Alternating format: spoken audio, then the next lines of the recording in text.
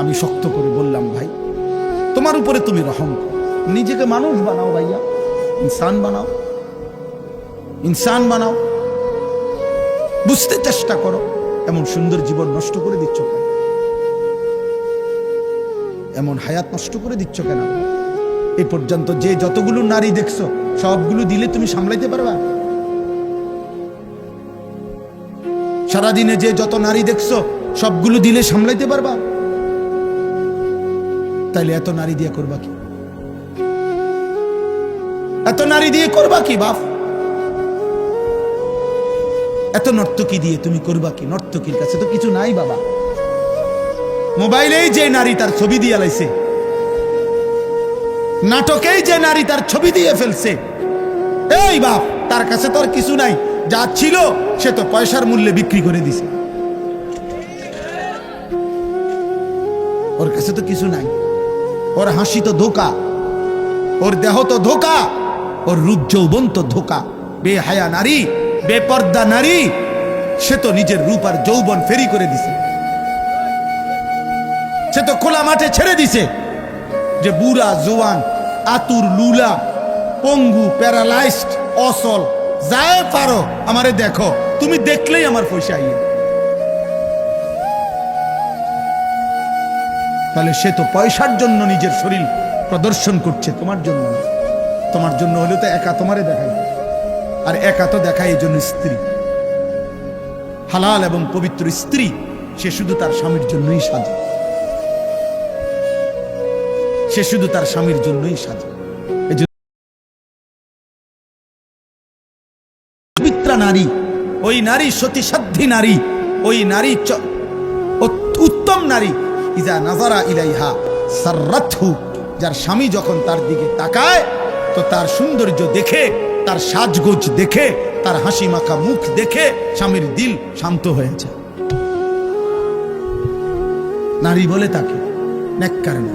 আল্লাহর নবী বলছে, মাস্তাফাদাল মুমিন বাদা তাকওয়াল্লাহ খায়রান লাহু আল মারআতুস সালিহা।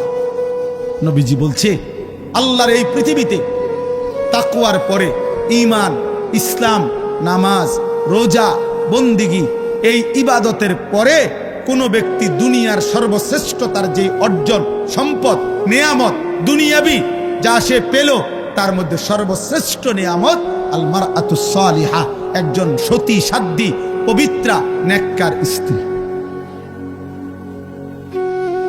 বিশ্বাস করে কেউ যদি একজন নেককার স্ত্রী না পায়, চরিত্রহীন স্ত্রী মিলে যায় কারো, সে শেষ। আর কেউ যদি নেককার একজন বিবি পায়, গোটা পৃথিবীর সবচেয়ে বড় নিয়ামত সেই। এই পৃথিবীর বাকি সম্পদ কুটিবার পাওয়ার চাইতেও একজন পবিত্র, নেককার, চরিত্রবান, পর্দানসীন, সতী সাধ্বী স্ত্রী মিলে যাওয়া, আল্লাহর কসম, এটা জীবনের সবচেয়ে বড় প্রশান্তি, সবচেয়ে বড় আনন্দ, সবচেয়ে বড় সান্ত্বনা। আর সেটা মিলবে না বাপ। আমার আব্বা একটা ছেলেকে বলে, এই লাগাতার অব্যাহত নারী দেখলে, ছবি দেখলে, জিনা বেবিচারের দৃশ্য দেখলে পবিত্র নারী মিলবে না। এটা আল্লাহর ওয়াদা, কোরআনের ওয়াদা। আয-যানি লা ইয়ানকিহু ইল্লা যানিয়াতান আও মুশরিকা। আল্লাহ কোরআনে বলছে, বেবিচারী পুরুষ তার কপালে বিবাহিত, সে যাকে করবে সেটা দুইটাই হবে। আল্লাহ পাক বলছে, হয় জানিয়া, আরেকটা বেবিচারিণী নারী, আও মুশরিকা, অথবা কোনো মুশরিক নারী। কসম খোদার, কোরআন শরীফের আয়াত। ওয়াজ-জানিয়াতু লা ইয়ানকিহুহা ইল্লা জানিন আও মুশরিকুন। আল্লাহ বলছে, এবং কোন নারী যদি ব্যভিচারী হয়, নারী যদি চরিত্রহীন হয়, আল্লাহ ওয়াদা দিছে ওর কপালে স্বামী জুটবে যেটা, এটার পরিচয় হবে দুইটা, হয় সে ব্যভিচারী পুরুষ আর নয়তো মুশরিক। আর কেমনে কইতো আল্লাহ? বাংলায় কইতো? আর কেমনে বলতো বাবা? বাংলায় বলতো, বাংলায় ওয়াহুররিমা যালিকা আলাল মুমিনিন। এবং আল্লাহ বলেন, কোন ব্যভিচারী পুরুষ কিংবা ব্যভিচারিণী নারী ঈমানদারের জন্য হারাম, ঈমানদারের জন্য হারাম করে দেওয়া হয়। ওয়াহুররিমা, হারাম করে দেওয়া হয়। এজন্য দয়া করে একজন হোক দুইজন হোক, পর্দার আড়ালের যে মা বোনরা আছেন তাদেরকেও বলি, মা বোন, হে মুসলিম কন্যা, তুমি তোমার ইজ্জতের হেফাজত করো, তুমি তোমার আখলাকের হেফাজত করো। রাস্তার কোনো দুষ্ট, মহল্লার কোনো চরিত্রহীন যুবকের ফাঁদে তুমি তোমার ইজ্জত দিয়ে দিও না। ও তোমাকে ধোঁকা দিবে, ও তোমাকে ধোঁকা দিবে। আল্লাহ আমাদের বোনদেরকে, মেয়েদেরকে, ছেলেদেরকে, আমাদের নওজওয়ানদেরকে হেফাজত করে। অতএব বাপ, আমরা একটা আশা করি, এটা আর কি ভাবি, যে এই ছেলে পেলেদেরকে ওরা বেশি পরিমাণ গুনার মধ্যে পাগল বানায় ফেলছে। ওদের চুল, চেহারা, লেবাস, পোশাক, আখলাক, মোবাইল, নারী, অসভ্যতা, অস্থিরতা সবার সামনে। আপনি এটা বিবেক দিয়া ভাববেন। কিরে, বাবা আছে, দাদা আছে, এলাকার মানুষ আছে, চারিদিকে মসজিদ, যেই গল্লি দিয়েই সে হাঁটুক, ওই গল্লি দিয়েই একটা একটা মসজিদ আছে, কিন্তু কোনো কিছু তার একটু লজ্জাবোধও করে না। কিরে, তার বাবা কই, নলে মা কই? আমি জীবনে একবার একটা টুপি, চারটা ফুল মাঝখান দিয়ে, চার জায়গায় রঙিন চারটা ফুলওয়ালা একটা টুপি পরছিলাম জীবনে একবার।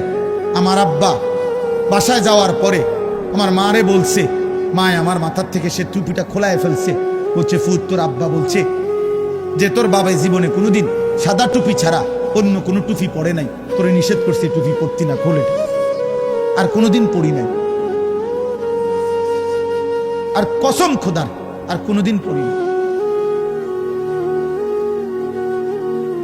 হ্যাঁ হ্যাঁ, আমি জীবনে একবার শুধু আমার আব্বারে বলছিলাম, আব্বা আমি শুধু এই মাদ্রাসায় পড়তাম না, আমার আরেকটা মাদ্রাসা ভর্তি করাই দেন। আমার আব্বা বলছে, ফুত, পরের লোকমা ভাত আমার ঘরে খাইও না, তুমি যাও যেখানে মন চায়, পড়লে পড়ো, না পড়লে না পাও, কিন্তু আর এক লোকমা ভাত আমার ঘরে খাইও না। আমি কানতে কানতে ঠিকই মাদ্রাসায় চলে গেছি। তাহলে আমার বলার উদ্দেশ্য হলো, আপনারাই ভাবেন, আপনাদের পরিবার, সন্তান এইভাবে লাগাম ছাড়া, হাত ছাড়া হয়ে গেল কেন? এটা কি কোনো কথা হইতে পারে যে একজন মুসলিম ছেলে অথচ তার চুল মুশরিকের মতো?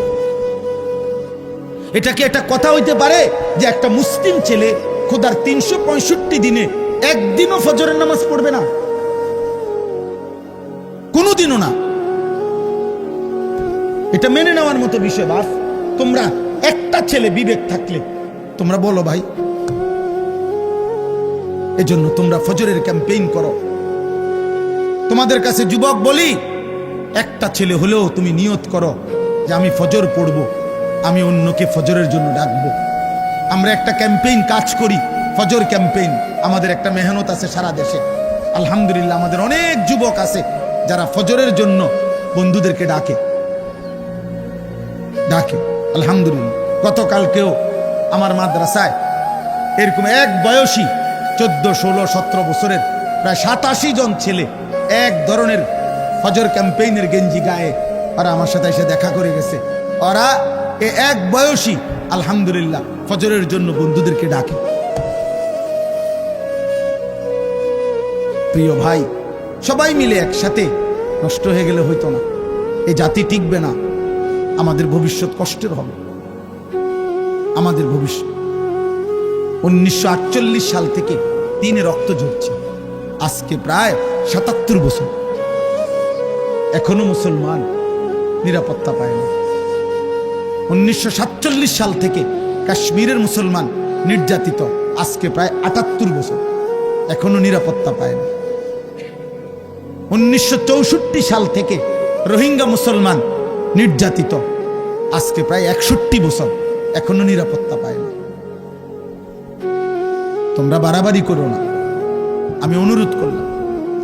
আমার বাবাদের কাছে আমার অনুরোধ, আপনারা প্রত্যেকে আপনাদের সন্তানের দিকে ফিরান। আল্লাহ তাআলা নিষেধ করছে গান, বাদ্য, গায়িকা, নায়িকা, নারী এর ফাঁদে না পড়তে।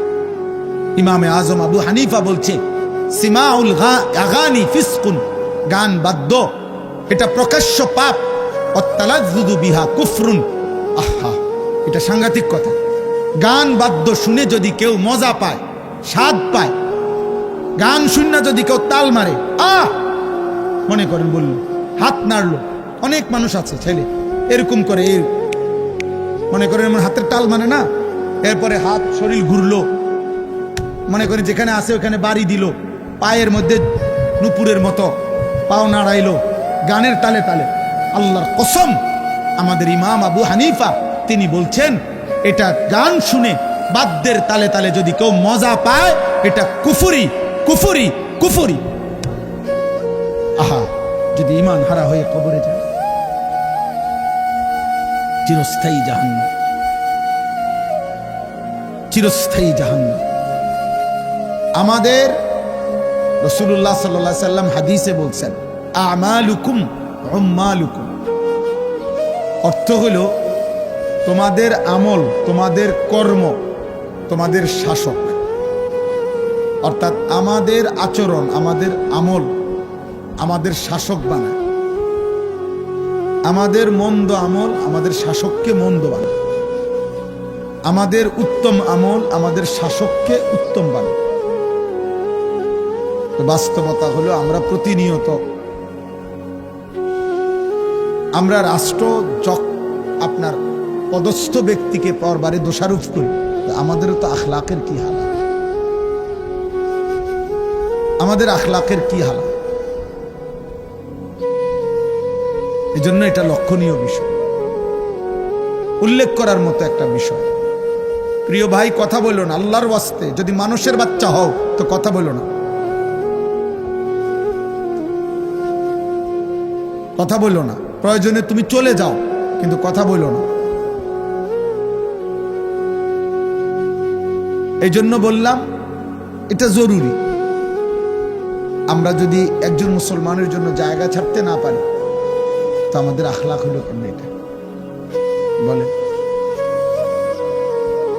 এই জন্য দয়া করে প্রত্যেকেই চুপ করে মনোযোগ দিয়ে আসুন। যে যখন উঠতে মন চায়, আমার একের সামনের ব্যক্তিও কোনো অসুবিধা না, আমার কোনো আপত্তি নেই। আমি এই ক্ষেত্রে একটু আগের থেকে ভিন্ন রকম, সংখ্যার উপরে কখনোই ভিত্তি করি না। এই দেবিদ্বারের গলিতে গলিতে আমি বহু মাহফিল করছি, তো 20 জন 50 জন 100 জন 200 জন মানুষের সামনেও কথা বলছি, কোনো অসুবিধা নেই, এটা কোনো বিষয় না। অতএব দয়া করে সকল ছেলে, আমার ছোট ভাই হাফেজ মাওলানা আতিকুর রহমান আশরাফ ও আমার আপন ছোট ভাই, তো লম্বা সময় বয়ান করছে, কিন্তু ও লাস্টে বলছে, আপনারা শুনছেন, ছেলেরা তোমরাও শুনছো, যে মোবাইল হাতে ধরে ভিডিও বা রেকর্ড করলে আমি এটা পছন্দ করি, এটা আমি মেনে নিতে পারি না, এটা আমার পক্ষ থেকে এটা স্পষ্ট নিষেধ। অতএব আপনি যদি বাংলা বুঝে থাকেন, তাহলে আপনি কষ্ট করে চলে গেলে ভালো। দেখেন কেমন অসভ্য, দেখছেন, মানে এরপরও মোবাইলটা ধরে রাখছে। হ্যাঁ হ্যাঁ, লজ্জা থাকা উচিত ভাইয়া। আমি ব্যক্তিগতভাবে ছাড় দেওয়ার মানুষ না, কারণ আগে তো বলা হয়েছে, আমি বললাম, তাহলে গাদ্দারি করার কি আছে? এটা কেন এতটা কঠোর কেন? আমার এটা একটা পরীক্ষিত আমল, আমার এটা অভিজ্ঞতা, এটা এবং এটা মনোবিজ্ঞানের কথা।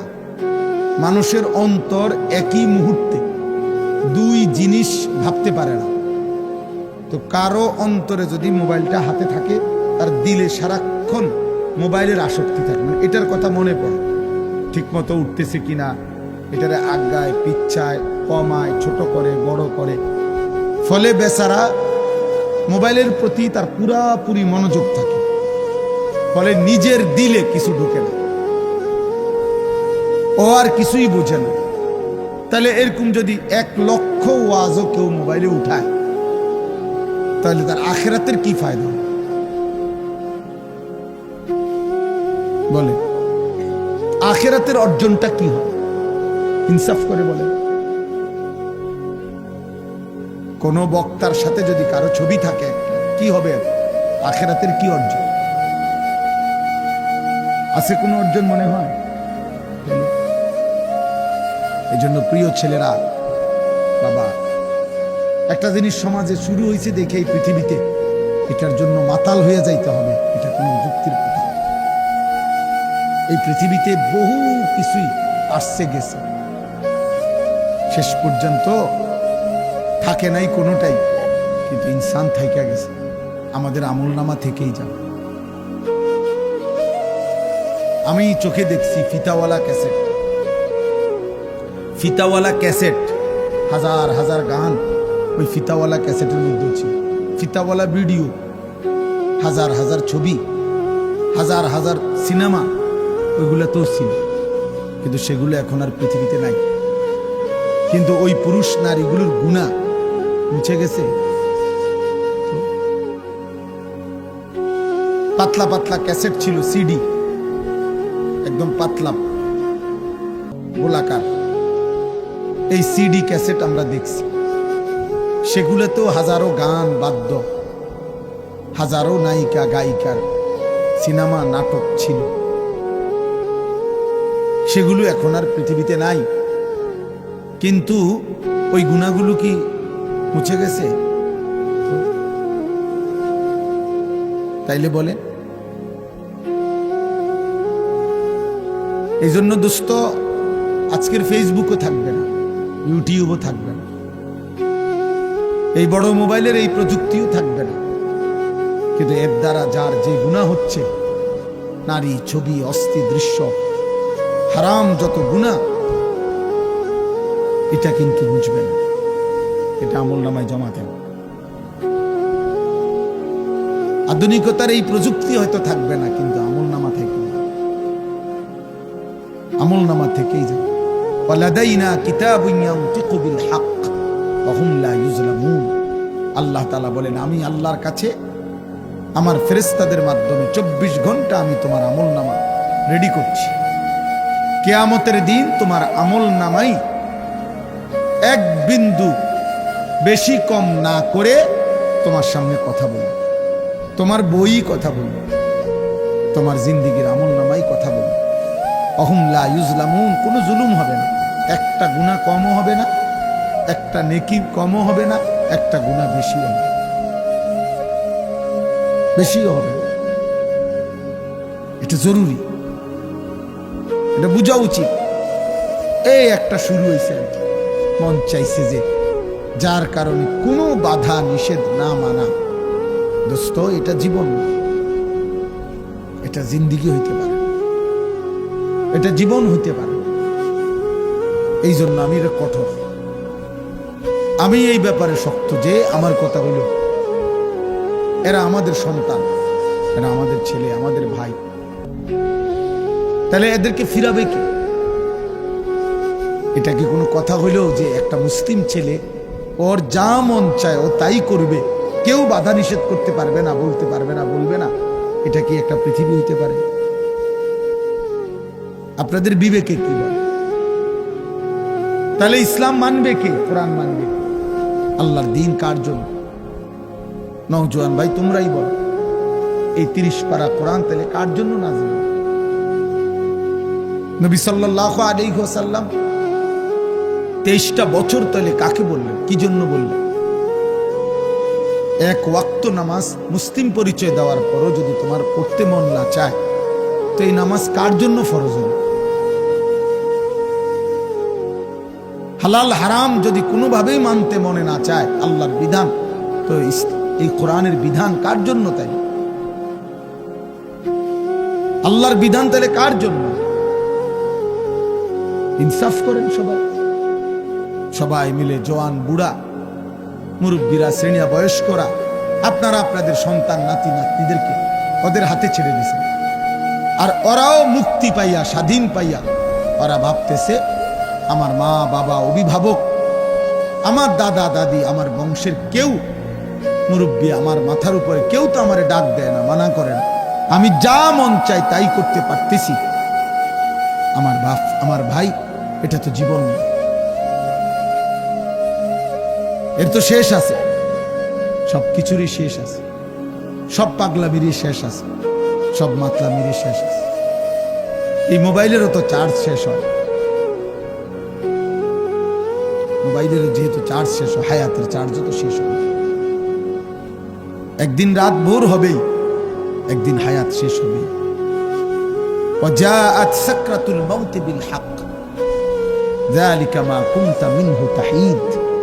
আল্লাহ বলেন, যেই মৃত্যু থেকে তুমি বারবার পলায়ন করেছিলে বান্দা, সেই মৃত্যু সত্য সত্যই, মৃত্যুর যন্ত্রণা একদিন আসবেই আসবে। হাসলেও মরে যাবা, কাঁদলেও মরে যাবা, সুখে থাকলেও মৃত্যু হবে, দুঃখে থাকলেও মৃত্যু হবে। রাজপ্রাসাদের অট্টালিকায় যে থাকে তারও মরণ হবে, জীর্ণ কুঠির কুড়ে ঘরে যে থাকে তারও মৃত্যু হবে। জীবনে যে কোনোদিন সুখ দেখে নাই সেও মরে যাবে, জীবনে যে কোনোদিন দুঃখ দেখে নাই সেও মরে যাবে। সেজদা দিতে দিতে কেউ যদি আব্দুল কাদের জিলানিও হয় তারও মৃত্যু হবে। নাফরমানি করতে করতে কেউ যদি ফেরাউন নমরুদ হয় তারও মৃত্যু হবে না? অনুগত অবাধ্য ইমানদার বেঈমান সবারই মৃত্যু হবে, সবারই মৃত্যু হবে। প্রিয় নওজোয়ান, মৃত্যুর কাছে তুমি একদিন হাইরা যাবে। মৃত্যু এসে তোমার সব আস্ফালন, আনন্দ, আয়োজন থামাই দিবে। প্রতিদিন, খোদার কসম, প্রতিদিন এই পৃথিবীতে বৃদ্ধ মানুষের চাইতে জোয়ান মানুষ বেশি মরে। আল্লাহর কসম, এটা আল্লাহর ওয়াদা। প্রতিদিন কিশোর যুবক এই পৃথিবী থেকে বেশি মরে। অমিনকুম মান ইউতাওয়াফা মিন ক্বাবলু, আল্লাহ কোরআনে বলছেন, আমি মানুষকে দুনিয়ার হায়াতে তিনটি জীবন, তিনটি কাল দেই, শিশু, যুবক, বৃদ্ধ, কিন্তু আমি সকলকে এই তিনটি অবস্থায় পূর্ণ পৌঁছাই না, তার আগেই আমি মৃত্যু দিয়ে ফেলি। আমার কাছে কিতাব আছে, তাফসীর আছে। হযরত হাসান বসরি রাহমাতুল্লাহ আলাইহি, হযরত ইবনুল জাওজি রাহমাতুল্লাহ আলাইহি, এরকম বড় বড় বুজুর্গানে দ্বীন পূর্ববর্তী জামানার ওনারা বলছেন, হে যুবক, তুমি লক্ষ্য রাখো যে এই গাছের থেকে ফুল বের হয়, যেমন আম গাছ, আম গাছের যেই মুকুল বের হয়, সেই মুকুল, সেই ফুল, আম হয় যতগুলো, ঝরে যায় ফুল তার চাইতে বেশি। ছোট্ট ছোট্ট আম হয় যতগুলো, এরপরে বড় বড় আম হয় যতগুলো, ঝরে যায় বেশি। এরপরে পাকে যতগুলো, ঝরে যায় বেশি। শেষ পর্যন্ত পৌঁছায় কম, ঝরেই যায় বেশি। নাকি টিকে থাকে বেশি?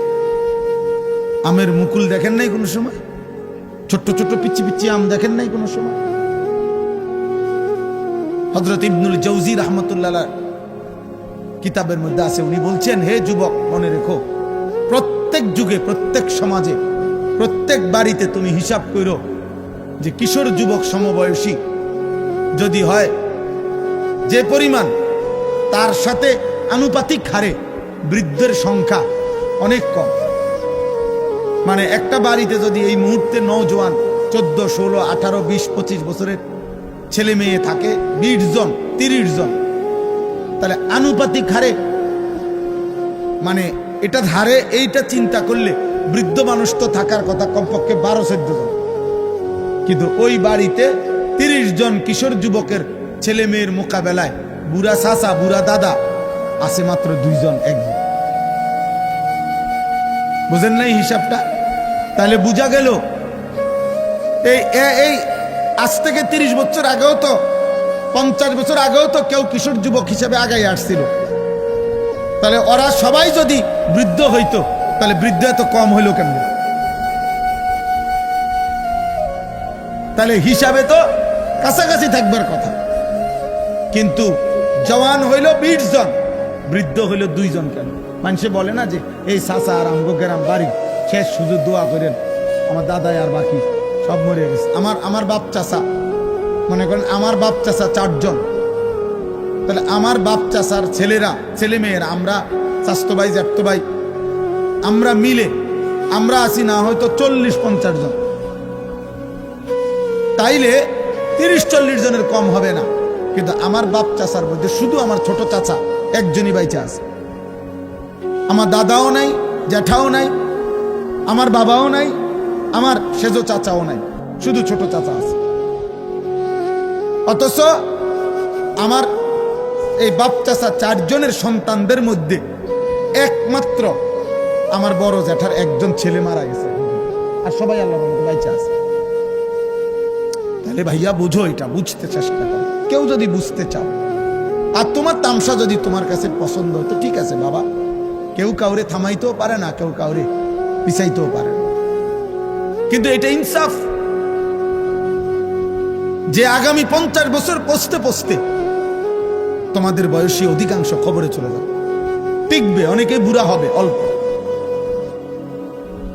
বুড়ো হবে অল্প, টিকে থাকবে অল্প, ঝরে যাবে বেশি।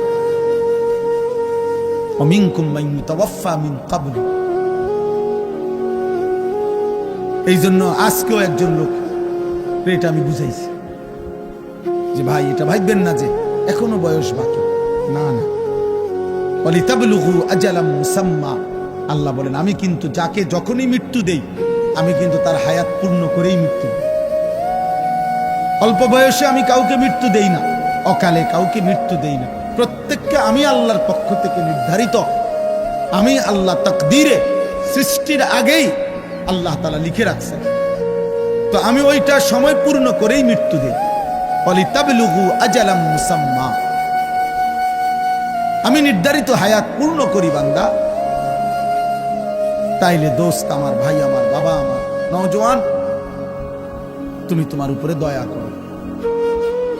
যদি সামান্যতম বিবেক থাকে, মানুষ তো আর জানোয়ার না, জানোয়ারের আকল নাই, মানুষের তো আকল আছে। আমি কেন জানোয়ারের মতো হব? আমি কেন পশুর আচরণ হব? আমি তো ইনসান, আমি তো মানুষ। আমাকে তো আল্লাহ তাআলা আকল দান করছেন।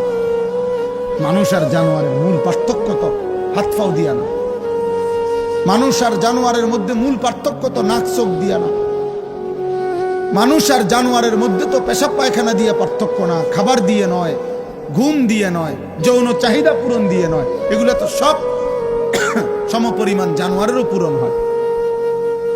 খাবার, খাদ্য, পেশাব পায়খানা, লজ্জাস্থানের চাহিদা পূরণ, এ তো কুকুর বিড়ালেরও পূরণ হয়। তাহলে ইনসানের পার্থক্য কি? আকল, বিবেক। আ'তা কুল্লা শাইইন খালকাহু সুম্মা হাদা। আল্লাহ তাআলা কোরআনুল কারীমে বলছে আখরাজাকুম মিন বুতুনি উম্মাহাতিকুম লা তা'লামুনা শাইআ।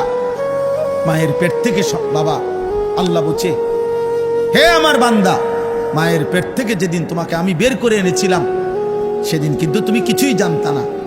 আমি আল্লাহ তোমাকে ধীরে ধীরে পূর্ণ আকল দান করেছি। এবার তুমি আলো অন্ধকার, রোদ বৃষ্টি, তুমি সব বুঝো। অতএব আমি তো তোমাকে আকল দিয়েছি, বিবেক দিয়েছি, দিমাগ দিয়েছি। এই আকল, এই বিবেক, এই দিমাগ, এটা যদি কারো কাজ না করে, ওর মাঝে আর পশুর মাঝে কোনো পার্থক্য নেই, কোনো পার্থক্য নাই, কোনো পার্থক্য নাই। আমার বাপ, এতগুলো নওজোয়ান ছেলে তোমরা আল্লাহকে সাক্ষী রেখা যদি মুসলমান মায়ের ঘরে জন্ম নিয়ে থাকো, কোন পবিত্র মায়ের 2 বছর দুধ পান করে থাকো, তো বলো তো ভাই, যে মা তোমারে 2 বছর দুধ পান করাইছিলেন, সে মা কত লক্ষবার তোমারে গালে মুখে জড়ায় ধরা চুমু খাইছিলেন, আদর করেছিলেন। যে বাবা 6 বছর পর্যন্ত তোমাকে ধীরে ধীরে তিল তিল করে আদর সোহাগ করে লালন পালন করেছিলেন, সেই বাবা কত হাজারবার তোমার মাথায় হাত বুলাইছে। যখনই কোনো আলেমকে পাইছে তখনই বলছে, হুজুর আমার ছেলেটার জন্য দোয়া করেন, একটু মাথায় মুছে দেন, আদর করে দেন, দোয়া করে দেন, আল্লাহ যেন মানুষ বানায়। মায়ের কত স্বপ্ন ছিল, বাবার কত স্বপ্ন ছিল। আত্মীয় স্বজন আসছে, ফুফুর কোলে দিছে, ফুফার কোলে তুলে দিছে, দাদার কোলে তুলে দিছে। আজকে আমি এক বাসায় এশার নামাজের পরে খানা খাইছি অল্প সময়, তে এই সময় দেখছি ওই বেচারার 2টা নাতনি, সে পুরাটা সময় দাদারে ব্যস্ত করে রাখছে ওনারে, আর উনি একবার এটারে আদর করে, একবার ওইটারে আদর করে। তাইলে আমার ইনসাফের কথা হলো ভাই, যদি কোনো একটা ছেলেও ভাবো আমি নির্বাচনে দাঁড়াইছি না যে আমার সবার ভোট দরকার, আমি কোনো প্রার্থী না, আমার কোনো মার্কা নাই, আমি নির্বাচনের জনসভায় আসি নাই, অতএব কোনো এক আল্লাহর বান্দার কলিজায়ও যদি বিবেক জাগে আমার যথেষ্ট। কসম আল্লাহ, আমি শুধু এতটুকু জানতে চাই, একটা নওজোয়ান, হে কিশোর, আজকের সারাদিনে যারা এক ওয়াক্ত নামাজ পড়লা না, তোমার মায়ের পবিত্র সেই 2 বছরের দুধ আর তোমার মায়ের বুকে ধারণ, গর্ভে ধারণ আদর সোহাগ, মায়ের কি এই স্বপ্ন ছিল যে তুমি 16 বছর বয়সে দিন রাত উলঙ্গ ছবি দেখবা, নারী দেখবা, নর্তকী দেখবা, জিনা ব্যভিচারের দৃশ্য দেখবা, আর হারাম অসৎ কাজে, অসৎ চরিত্রহীন লম্পট বন্ধুদের আড্ডায় এমন সুন্দর রাত দিন হায়াত শেষ করে দিবা? এই ছিল মায়ের স্বপ্ন, এই ছিল বাবার আদর। আহ আহ মনে রাখো আব্বা, যদি কোনো দিন আর বলতে না পারি তো আজই বললাম, মনে রাখো এর চরম মূল্য তোমাকে তোমার জীবন দিয়ে দিতে হবে। যদি কেউ তওবা না করে, আল্লাহর দিকে ফিরে না আসে, কসম খোদার, পাপের এই শাস্তি, অসভ্যতার এই শাস্তি তোমার জীবন দিয়া তোমার পরবর্তী জেনারেশনের হাতে তোমাকে শোধ দিতে হবে। আশা করি ইনশাআল্লাহ এই অপমান তোমার কপালেও জুটবে। আজ তুমি মাকে লজ্জিত করলা, বাবাকে লজ্জিত করলা। যে ছেলে চরিত্রহীন, যে ছেলে লম্পট, যে ছেলে নারী রাত দিন উলঙ্গ আর ছবি দেখো, অস্থির দৃশ্য দেখো, নাফরমান, তুই তো তোর বাবাকে বেইজ্জতি করলি, তোর মাকে বেইজ্জতি করলি, তুই তোর মায়ের পবিত্র দুধের বেইজ্জতি করলি। লোকে তো তোর মাকেও বলবে কেমন অসতের সন্তান এটা, লোকে তো তোর বাবাকেও বলবে কার ঘরে জন্ম নিল এত বড় অসভ্য, এত বড় চরিত্রহীন। তুমি তো তোমার বাবাকেও শেষ করে দিলে। আমি একটু আগে বলে আসছি, কোন পাপীকে মানুষ আর মানুষ নামে ডাকে না, ওই পাপের নামে ডাকে। কোন পাপীকে মানুষ আর মানুষ নামে আর কোনোদিন ডাকে না বাপ, পাপের নামে ডাকে। যে সুদখোর হিসাবে একবার চিহ্নিত হয়, সামনে হোক আর পিছনে হোক, মানুষ তাকে সুদখোর হিসাবেই ডাকে, হারামখোর হিসাবেই ডাকে, ঘুষখোরেই বলে, তাকে কিস্তি করেই বলে। নেশাখোরকে মানুষ নেশাখোরই বলে, নেশাখোর, মদখোর, গাঁজাখোর, কুট্টাখোর, বাবাখোর, ইয়াবাখোর, ডাইলখোর, হারাম করে বলে। আরে আর কোনোদিন তোকে মানুষ বলবে না। 100 বছর পরে হলো তোর নাতি বেটা হলেও তোর পাপের প্রায়শ্চিত্ত দেবে, তোর নাতিকেও মানুষ বলবে। তুই কথা বেশি কইস না, তোর দাদা অসতা ছিল বেটা, যা যা বেটা, লম্পট বেটা, চিনি না তোরে বেটা, তোর দাদা সিটারের হদ্দারা ছিল, চিনি না? তুমি সেই দাদা, তুমি সেই বাবা। আজকের চরিত্রহীনতার মূল্য তোমারে দিতে হবে, তোমাকে দিতেই হবে। এই জন্য একটা ছেলেকেও বলি, একজন বাবাকেও বলি, কোন পাপী, আমি কিংবা আপনি, গুনাহ কেউ চালাক মনে করেন না, চালাক মনে করেন। একটা কুকুর, একটা বিড়াল, একটা জঙ্গলের প্রাণী, সে মুক্ত স্বাধীন মন মতো চলে বলে সে খুব সম্মানী কিছু, অথবা খুব বেশি মর্যাদার কিছু না। এটা বাঘেরও তো কেউ ধরুন না নাই, সিংহেরও তো কেউ ধরুন না নাই, তাই বলে খুব দামি সে। হাতি কেউ তো ধরুন না কেউ নাই। তাহলে তোমরা অনেক ছেলে মনে করতেছ ইদানিং কালে আইসা খুব বেশি বেশি বাড়াবাড়ি করতেছ। তোমরা মনে রাখো বাবা, বেশি বাড়াবাড়ি করছো। আমি বললাম তোমাদের গুনাহ সীমা ছাড়াইয়া যাচ্ছে, তোমাদের বেনামাজি চেহারা জিন্দেগি সীমা ছাড়াইয়া যাচ্ছে। তোমরা নিজের হাতে রবের আযাব টেনে আনতেছ। তোমরা আল্লাহকে যেন চ্যালেঞ্জ করছো, যে আমরা আমাদের এলাকার অধিকাংশ যুবক নামাজ পড়ব না, সেজদা দেব না, আপনার কি করতে পারেন আপনি দেন। আল্লাহ বলছি ঠিক আছে বান্দা, আমিও দেখাবো, আমিও দেখাবো। ইনসাফ করো। তোমরা এখানে যে ছেলেরা আসো, তোমরা নর্থ বেঙ্গলের না, তোমরা পার্বত্য চট্টগ্রাম থেকে আসো নাই কেউ, তোমরা উত্তরবঙ্গের মানুষ না, তোমরা রংপুর দিনাজপুরের ছেলে না, তোমরা খুলনার না, তোমরা ময়মনসিংহের ছেলে না, তোমরা এখানকারই 2-4-10 কিলোমিটারের ছেলে। বেনামাজি ইনশাআল্লাহ 100টা দাঁড় করাইলে 98টা ঠিক হবে। বেনামাজির চেহারা দেখলেই চিনা যায়। ও তো আল্লাহর দুশ্মন, ওরে চিনবো না কেন? ও তো নবীর দুশ্মন, ও তো কোরআনের দুশ্মন, ও তো ইসলামের দুশ্মন। তাকে চিনবো না কেন?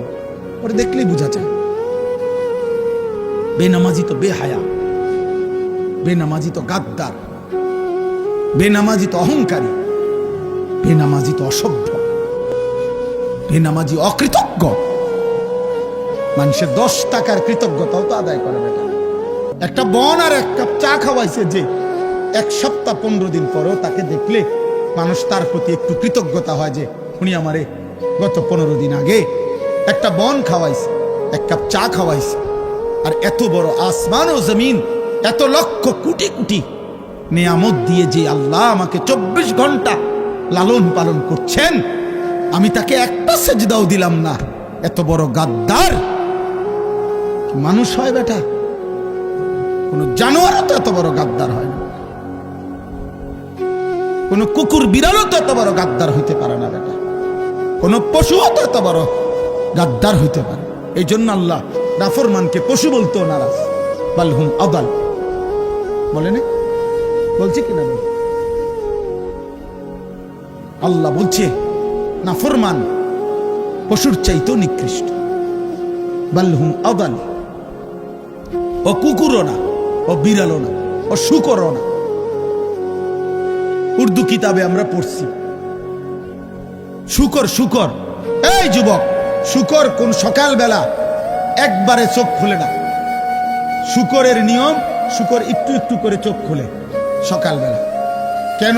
কিতাবে লিখছে, মনীষীদের বক্তব্য, যে শুকর আল্লাহকে বলে আল্লাহ প্রথম দৃষ্টি যেন কোন বেনামাজির উপরে না পড়ে।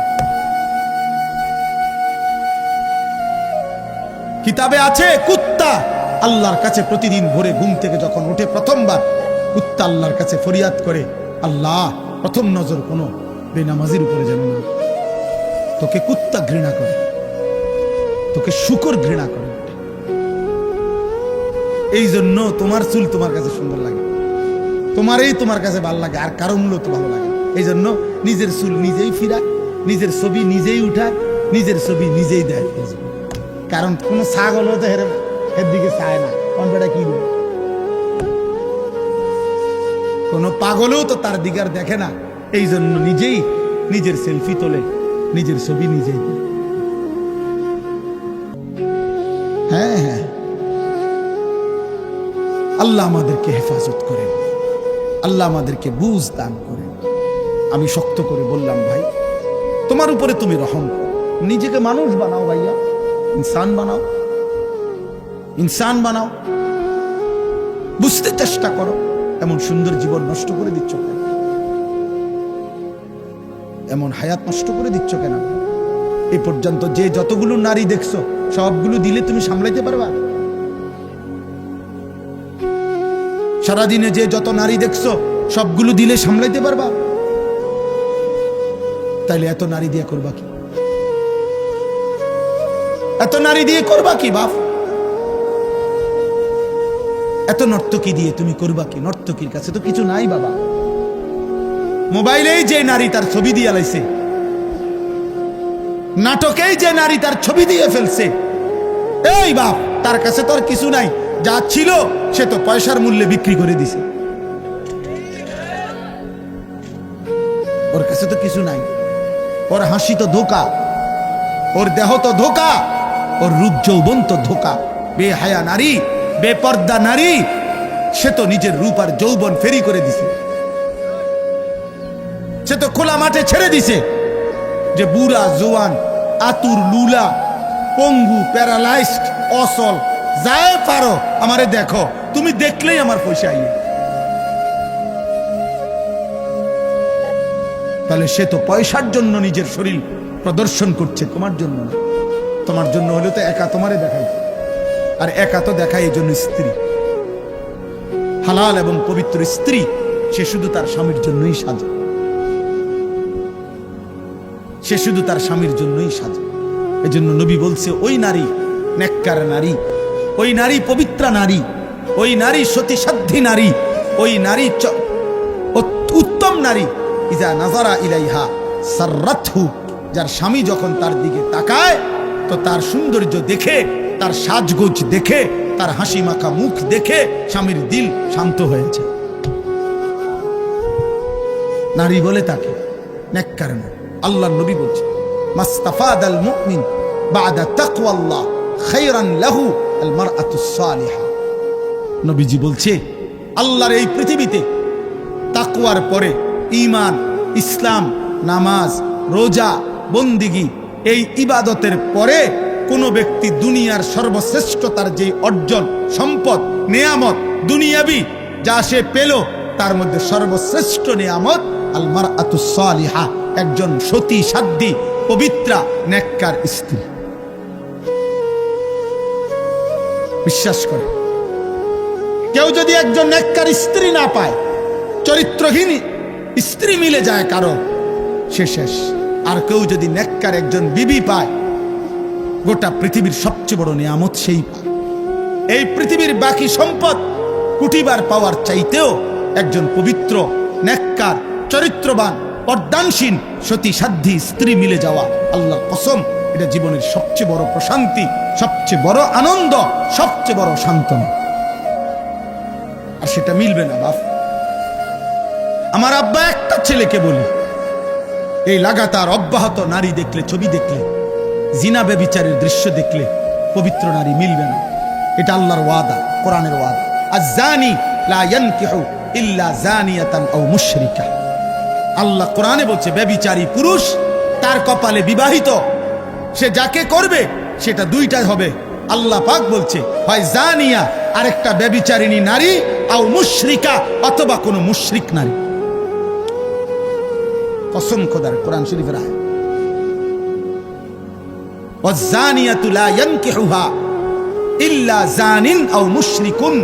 আল্লাহ বলছে, এবং কোন নারী যদি ব্যভিচারী হয়, নারী যদি চরিত্রহীন হয়, আল্লাহ ওয়াদা দিছে ওর কপালে স্বামী জুটবে যেটা, এটার পরিচয় হবে দুইটা, হয় সে ব্যভিচারী পুরুষ আর নয়তো মুশরিক। আর কেমনে কইতো আল্লাহ? বাংলায় কইতো? আর কেমনে বলতো বাবা? বাংলায় বলতো, বাংলায় ওয়াহুররিমা যালিকা আলাল মুমিনিন। এবং আল্লাহ বলেন, কোন ব্যভিচারী পুরুষ কিংবা ব্যভিচারিণী নারী ঈমানদারের জন্য হারাম,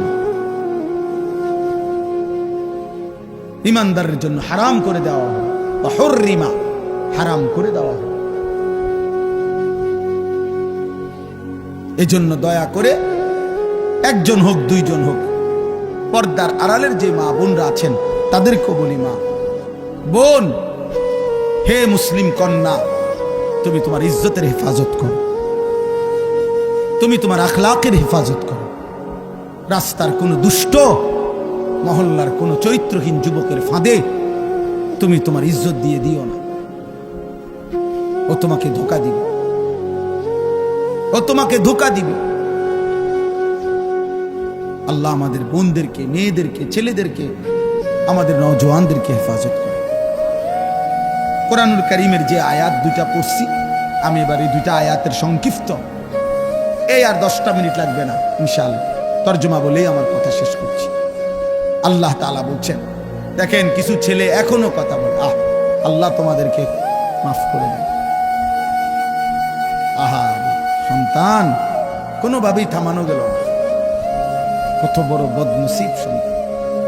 আল্লাহ কোরআনে বলছে, আমার কথা যখন হয়, সেই কথার থেকে যে বিমুখ হয়, কোরআন শরীফের আয়াত আছে, তার চাইতে নিকৃষ্ট জালেম এই পৃথিবীতে আর কেউ নেই। আমি এটা খুব ভয় পাই। এক তো হলো আমি শুনলাম না, কোনো অসুবিধা নেই, আমি ঘুমায় গেলাম, চলে গেলাম। এখানে কি পুরা এলাকার মানুষ আসছে সবাই? তো যারা আসে নাই আজকের ওয়াজে তারা পাপী না? কেন পাপী হবে? সে শুনে নাই আর কি, এতটুকু হইতে পারে যে ওনার কোনো ব্যস্ততা থাকতে পারে, ক্লান্তি থাকতে পারে, ঠিক আছে। কিন্তু এখানে আসা অত্র ইউনিয়নের প্রত্যেকের জন্য ফরজে আইন, তাই না? কিন্তু মাঝখানে যারা ডিস্টার্ব করলো, কত আল্লাহর কোরআনকে বাধাগ্রস্ত করলো, আল্লাহর কথা বলতে বাধাগ্রস্ত করলো, এটা কিন্তু বড় আজলাম, বড় নিকৃষ্ট পাপ, বড় পাপ। আল্লাহ হেফাজত। তোমরা যদি কোনো বিবেকবান যুবক থাকো তাহলে তোমরা গিয়ে কমপক্ষে করে বলো যে ভাই তোর আল্লাহর ওয়াস্তে, আমি দেখছি এখানে একজন চাচা একটা সুন্দর কাজ করছে, ইচ্ছা করে আমি বললাম না, কিন্তু আমি খেয়াল করছি একটা ছেলে মোবাইল উঠাইছে, ওই চাচা ওনার টর্চ লাইট দিয়া তার টর্চ লাইট মেরে বুঝাইছে যে তুই বেদাল করিস না, অন্তমকটা হুম।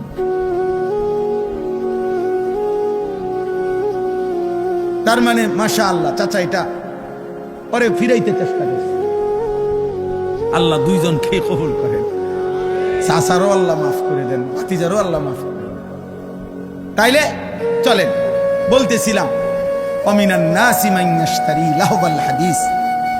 এখানে একটা ছোট্ট ঘটনা হলো, মক্কার কুরাইশরা দিবানিশি আমাদের নবী সাল্লাল্লাহু আলাইহি সাল্লামের বিরোধিতা করতেন ইসলামের দাওয়াতে, কিন্তু তারা প্রত্যেকবারে একত্র হইয়া বসে বলতো যত বিরোধিতাই করি, মুহাম্মদ যখন কোরআন পড়ে তখন তার বিপরীতে কিছু বলার মতো, এর বিপরীত আমাদের কাছে ক্ষমতা নাই।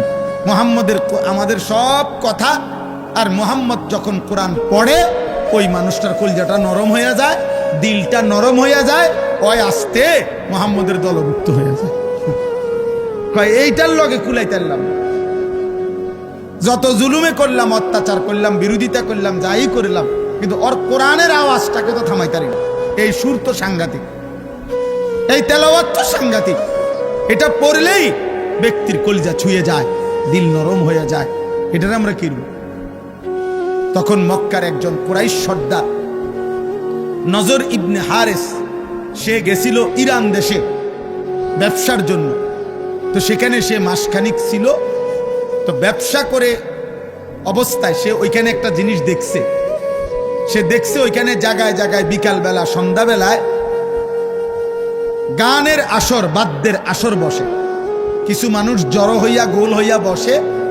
একজন গায়িকা, দাসী, কৃতদাসী, সে গায়িকা বাদ্যের তালে তালে সে পুরান আমলের কিচ্ছা কাহিনী, গল্প সুর দিয়া দিয়া টাইনা টাইনা গায় এবং নাচে, বাদ্যের তালে তালে বলে।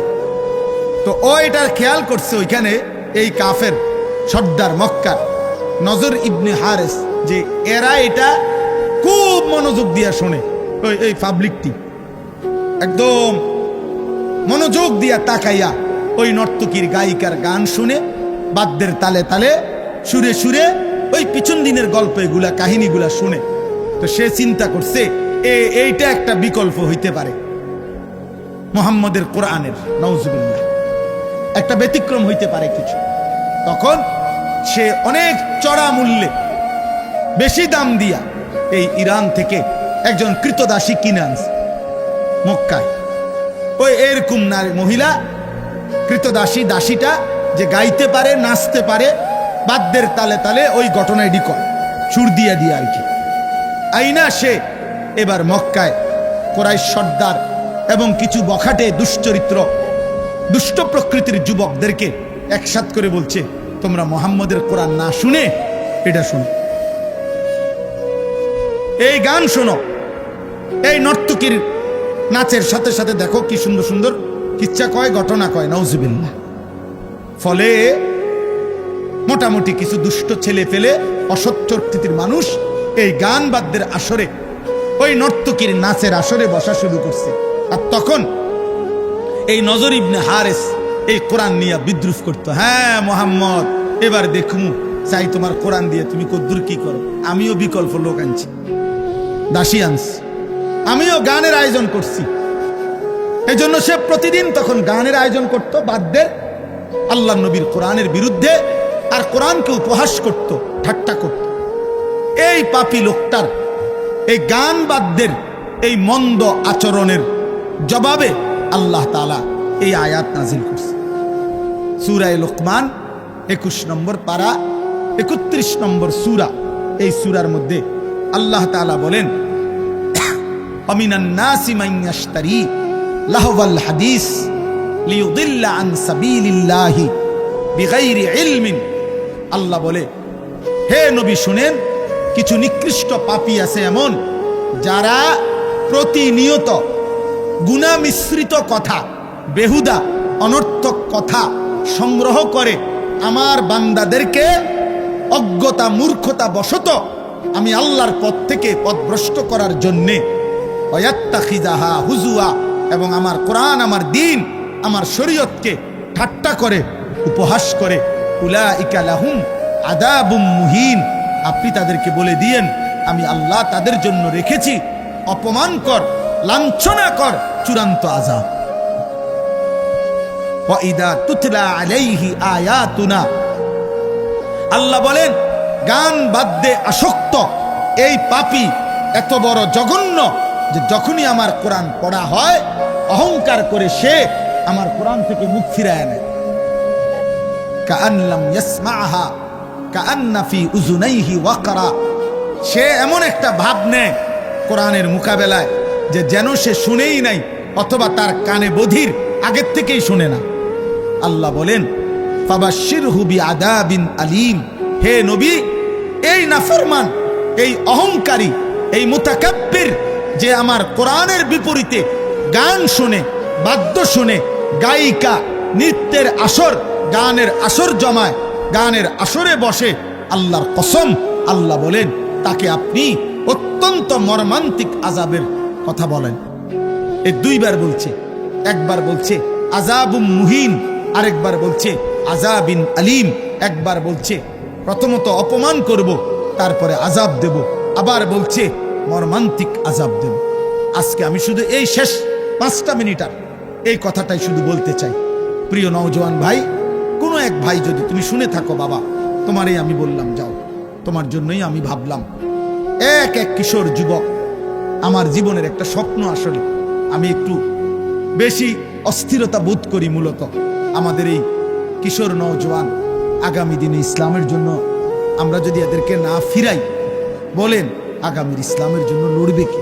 আসলে বাস্তব সত্য কথা হলো বাপ, শুধুমাত্র এই তিনে এই যুদ্ধ, মুসলমান আর ইয়ার যুদ্ধ, খোদার কসম, এই কোরআন সামনে বললাম, এই যুদ্ধ এতটুকুর জন্য এখানে সীমাবদ্ধ। ইউরোপ, আমেরিকা এবং এই এরা কোনোভাবেই বিশ্বাস করেন এখানের জন্য শুধু যুদ্ধ করছেন। ওদের টার্গেট সারা পৃথিবীময় মুসলমানের শেষ ব্যক্তিটাকেও নিশ্চিহ্ন করে। ইসরায়েলের মোট জনগোষ্ঠী 1 কোটি না, 1 কোটি নয়, 92 থেকে 97 লাখ মোট জনগণ পুরা দেশের। তাহলে যে দেশের জনগণ 1 কোটি নয়, অথচ গোটা পৃথিবীর সবচেয়ে বড় বেশি অস্ত্র আমদানিকারক দেশ হলো ইসরায়েল। তাহলে 1 কোটি মানুষের নিরাপত্তার জন্য পারমাণবিক বোমা লাগে না। 1 কোটি মানুষের নিরাপত্তার জন্য এত মারণাস্ত্র, এত অত্যাধুনিক, এত কোটি কোটি, হাজার হাজার, বিলিয়ন বিলিয়ন, ট্রিলিয়ন ডলারের অস্ত্র লাগে না বাবা। তাহলে বিষয়টা কি? আবার 1003-এর মোট জনগণও তো অল্প, তাহলে এই কৌগা মানুষ মারণের লাগেও তো এত অস্ত্র লাগে না। এই কয়েকজন মুসলমান মারার জন্য তো এত অস্ত্র লাগে না। তাহলে এরা এত অস্ত্র দিয়ে করে কি? মেন স্থাপনা যেগুলো, তাদের যে মেন কার্যক্রম, তারা 24 ঘন্টা কাজ করে। অর্থাৎ ইসরায়েলে কোনো ডিউটি, অফিসিয়াল কর্মের বিভিন্ন মিল, ফ্যাক্টরি, বিভিন্ন কর্মস্থলে আপনার 8 ঘন্টা পর পর ডিউটি চেঞ্জ হয়। অর্থাৎ রাতে দিনে সেম কাজ করে, মেশিন চলে, কর্ম চলে, শুধু লোক বদলায়। বুঝেন নাই কথা? এটিএম বুথ কেউ দেখছেন কিনা? ওই যে কার্ড ঢুকাইয়া যে টাকা বাইর করে, ব্যাংকের বাইরে থাকে আলগা, দেখছেন কেউ? এখানে ডিউটির সিস্টেম হইলো 8 ঘন্টা ডিউটি, অর্থাৎ প্রতি 8 ঘন্টা পর পর একজন এখানে দারোয়ান থাকে, বদলায়, কিন্তু ওইটা 24 ঘন্টা খোলা থাকে। মানে গ্রাহক যে কোনো সময় আইসা কি নিতে পারবে, টাকা নিতে পারবে। ডিউটিতে একজন দারোয়ান আছে, কিন্তু এটা একজনে 24 ঘন্টায় থাকে না, 8 ঘন্টা পর পর। তো তাহলে আর অসুবিধা কি? মেশিন তো চলতেই আছে, লোক পাল্টাইছে, লোক বদলাইছে। এই জন্য বললাম যে আমরা এই কথাটা বুঝাইতে চাই নওজোয়ান ভাই, এই পৃথিবীরা তারা মূলত ফিলিস্তিনের জন্য, ফিলিস্তিনের মুসলমানের বিরুদ্ধে না, তারা গোটা পৃথিবীর মুসলমানের বিরুদ্ধে যাবতীয় প্রস্তুতি নিচ্ছে। হ্যাঁ হ্যাঁ, এটা তাদের সিদ্ধান্ত যে পৃথিবীর শেষ মুসলমানটা হত্যা করবে। এবং খোদার কসম, কাবার রবের কসম, ইসরায়েল ঘোষণা যে মুহাম্মদের মদিনা, নাউজুবিল্লাহ, প্রিয় যুবক, তোমার নবীর মদিনা, সেখান থেকে নবীজির পবিত্র লাশ রওজা এখান থেকে উৎখাত করে পুরা মদিনা সহ আরবের শেষ সীমানাটাও দখল করা, ওইটা ওদের আনুষ্ঠানিক ঘোষণা আছে। কেন? নবীজি যখন মদিনায় আসছিলেন তখন মদিনাতে 3টা ইহুদি গোত্র ছিল। নবীজি তাদের বিরুদ্ধে যুদ্ধ করে করে আল্লাহর হুকুমে তাদেরকে আরব সীমানার থেকে বের করে দিয়েছিলেন। এই জন্য তাদের কথা হইল মদিনা তাদের, আরব তাদের সীমানা। অতএব বাপ, আমরা একটা আশা করি, এটা আর কি ভাবি, যে এই ছেলে পেলেদেরকে ওরা বেশি পরিমাণ গুনার মধ্যে পাগল বানায় ফেলছে। ওদের চুল, চেহারা, লেবাস, পোশাক, আখলাক, মোবাইল, নারী, অসভ্যতা, অশ্লীলতা, সবার সামনে আপনি এটা বিবেক দিয়া ভাববেন। কিরে, বাবা আছে, দাদা আছে, এলাকার মানুষ আছে, চারিদিকে মসজিদ, যেই গল্লি দিয়েই সে হাঁটুক ওই গল্লি দিয়েই একটা না একটা মসজিদ আছে, কিন্তু কোনো কিছু তার একটু লজ্জাবোধও করে না।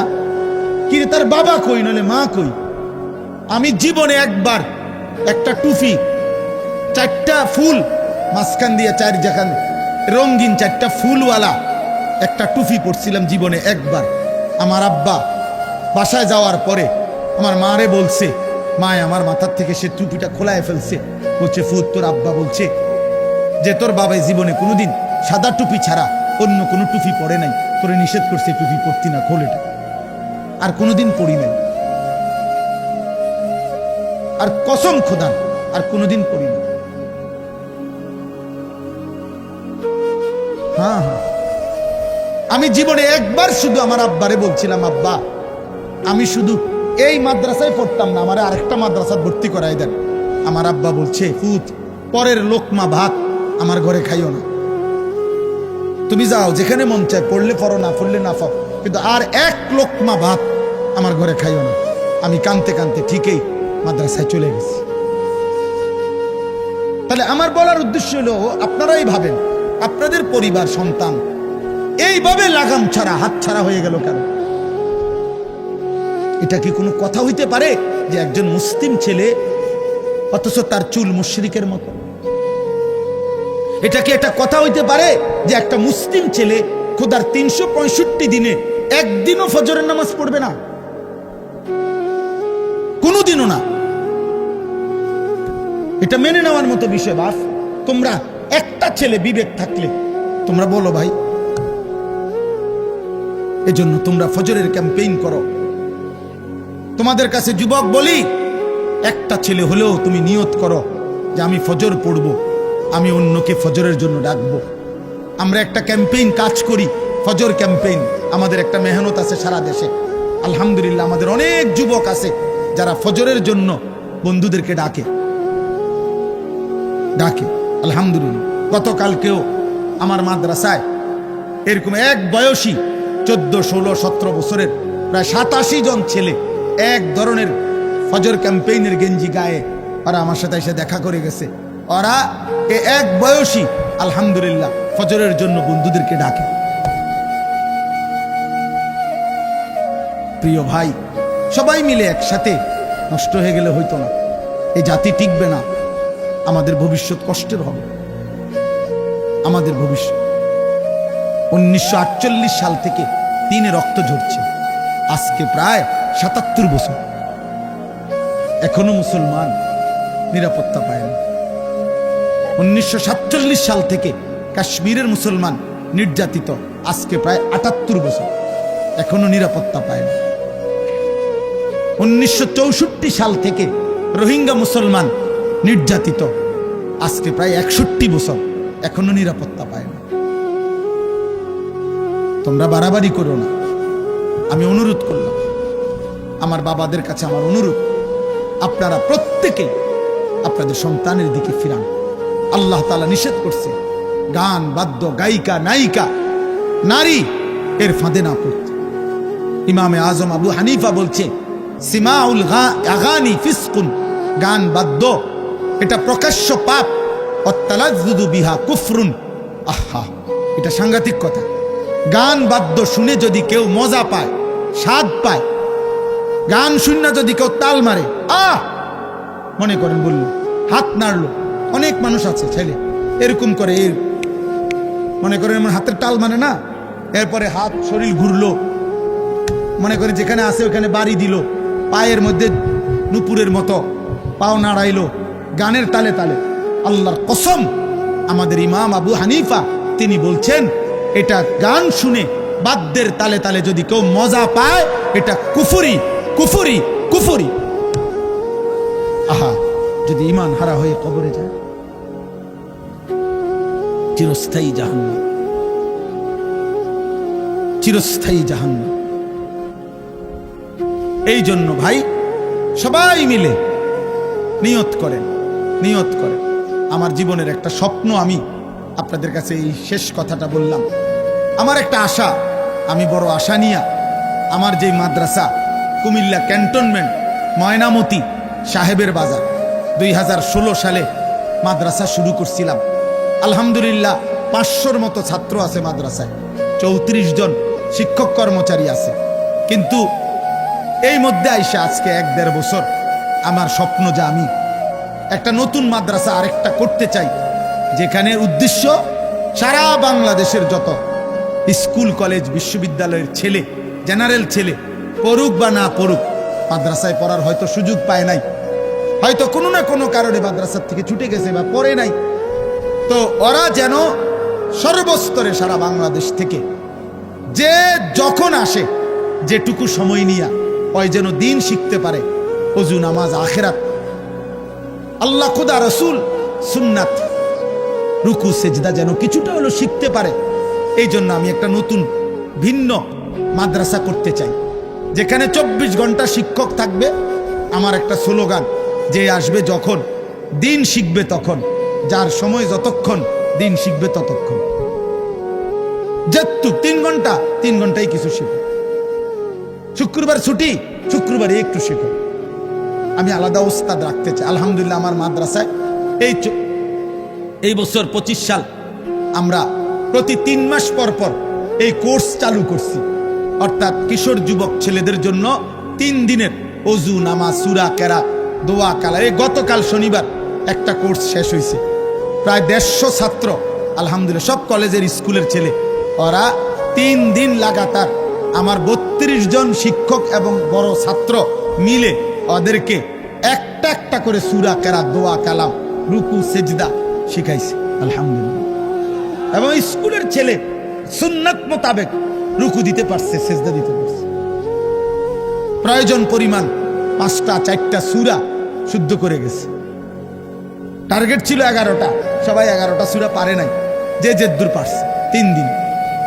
এই জন্য আমি আপনাদের কাছে আশা করি, একটা ছোট্ট আবেদন হইল আমি এই আমার ধারাবাহিক স্বপ্নটা বাস্তবায়নের জন্য আমি একটা বড় জায়গা কিনছি আমার মাদ্রাসার ওইখানে, 118 শতক জায়গা একসাথে। আল্লাহ যদি কবুল করে, বড় স্বপ্ন আমার, 2.5 কোটি টাকার উপরে জায়গার দাম, শুধু মাটির দাম, ক্ষেতের দাম। এরপরে মাটি ভরাট, মসজিদ, মাদ্রাসা, ভিন্ন ভিন্ন ছেলেদের বাচ্চাদের মাদ্রাসা, নওজোয়ানদের মাদ্রাসা, আলাদা বালিকা শাখা, আলাদা মসজিদ, বড় সড়ো। আমার একটা আশা যেন যুবক নিয়ে এতেকাফ করতে পারি, ভবিষ্যতে মসজিদে যেন বড় সড়ো একটা মসজিদ হয়। এই সব স্বপ্ন নিয়ে তা আপনাদের কাছে আমি একটা ছোট্ট আবেদন, দেবিদ্বারের অনেক মানুষ আপনাদের সাথে আমাদের সম্পৃক্ততা আছে। আমাদের এই বড় জায়গাটার মধ্যে আপনার এক মুসল্লা পরিমাণ নামাজের জায়নামাজ পরিমাণ মাটির দাম, জমির দাম 4200 টাকা। আমরা একটা কাগজ দিমু আপনার কাছে, আমার এই কাগজটা আপনারা নিয়েন। এই কাগজটার মধ্যে এই আবেদনটা আছে, এই হ্যান্ডবিলটা, এইটা মধ্যে বিকাশ নাম্বার, অ্যাকাউন্ট নাম্বার আছে। যদি কারো ভালো লাগে আমাদের মাদ্রাসার এই বড় স্বপ্নের এই মাদ্রাসায় আপনারা যদি পারেন কেউ 4200 টাকা দিলে এক মুসল্লা পরিমাণ টাকা, তাইলে আজীবন উন্নয়ন সদস্য হিসাবে আপনার নাম আমরা উঠায় রাখব। এবং আপনিও প্রতিটা দোয়ায় সদকায়ে জারিয়া হিসাবে আপনিও দোয়ায় শামিল থাকবেন, সওয়াব পাইতে থাকবেন।